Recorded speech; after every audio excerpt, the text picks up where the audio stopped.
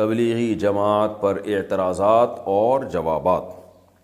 تبلیغی جماعت پر اعتراض کرنے والے کہتے ہیں کہ یہ لوگ مسجد میں اعلان کرتے ہیں، اسی طرح مسجد میں قیام کرتے ہیں، سوتے ہیں، کھانا کھاتے ہیں، اسباب کی بالکل نفی کرتے ہیں، گھر بار کی پرواہ نہیں کرتے، سب چھوڑ کر صرف توکل پہ چل رہے ہوتے ہیں، اور قرآن اور مستند احادیث چھوڑ کر فضائل اعمال پڑھتے ہیں جس میں متعدد ضعیف روایات ہیں، اور جو روایات اللہ کے راستے یعنی جہاد سے متعلق ہیں ان کو تبلیغی جماعت پر منطبق کرتے ہیں۔ براہ کرم ان اشکالات کا جواب دیجئے۔ معاذ صاحب کراچی سے۔ معاذ صاحب نے بہت سارے سوال کیے ہیں۔ پہلا سوال یہ کہ یہ لوگ مسجد میں قیام کرتے ہیں، مسجد میں سوتے ہیں، تو بھائی مسجد میں قیام کرنا بھی جائز ہے، مسجد میں سونا بھی جائز ہے۔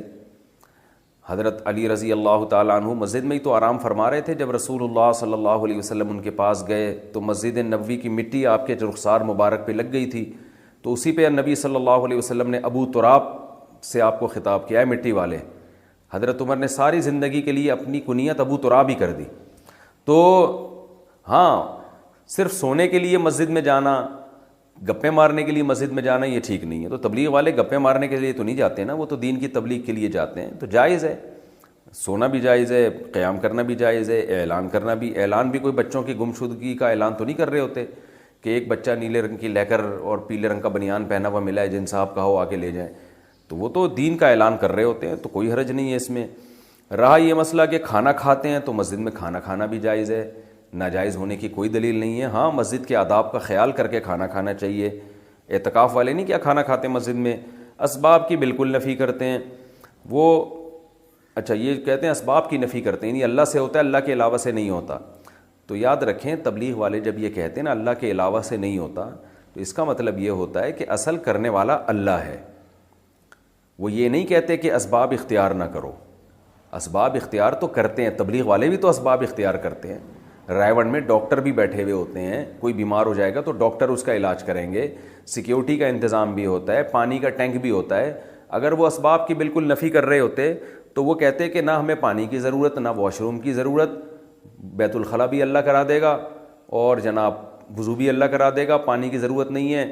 اور باہر جو ہوٹل بنے ہوتے ہیں کھانے کے، ان کو بھی اڑا دیتے کہ چلو یہاں سے جاؤ، یہ سارے لوگ اللہ سے مانگیں گے، آسمان سے دسترخوان اترے گا۔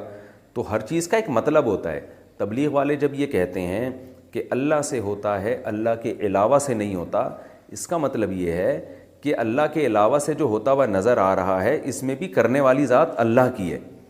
تو اس لیے اصل نظر اللہ پہ رکھو، اسباب اختیار کرو، مگر دل میں یہ عقیدہ رکھو کہ ان اسباب میں جان اللہ ڈالے گا، اللہ نہیں چاہے گا تو پوری دنیا کے بھی اسباب اختیار کر لیں، کچھ نہیں ہوگا۔ تو یہ اصل کانسیپٹ ہے تبلیغ جماعت والوں کا، اور یہ بالکل شریعت کے عین تقاضوں کے مطابق ہے۔ ہاں، کوئی عامی آدمی جس کو علم نہ ہو، وہ اسباب کی بالکل یہ نفی کر دے اور وہ کہے کہ دکان چلانی نہیں ہے، بس اللہ رزق دے گا، تو پھر تبلیغ کے اکابر اس سے بری و ذمہ ہیں، وہ اس کا اپنا مسئلہ ہوگا، اپنا ذاتی وہ ہوگا۔ وہ تبلیغ والے جو علماء ہیں وہ ایسی باتیں نہیں کرتے، یا ان کا یہ کانسیپٹ نہیں ہے۔ تو اسباب سے ہونے کا مطلب کیا ہے کہ یعنی اسباب سے نہ ہونے کا مطلب یہی ہے کہ جیسے وہ ایک مثال بھی دیتے ہیں نا کہ آگ کا کام ہے جلانا، لیکن ابراہیم علیہ السلام کو آگ میں ڈالا گیا تو آگ نے نہیں جلایا، اس سے پتہ چلتا ہے جلاتا اصل تو اللہ ہے۔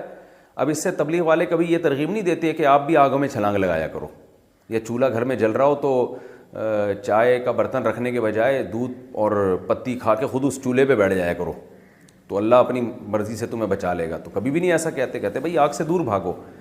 تو اس کو سمجھنا چاہیے کہ وہ کیا وہ ذہن بناتے ہیں کہ اللہ پہ اعتماد کرو، اللہ پہ توکل کرو، اسباب اختیار کرو،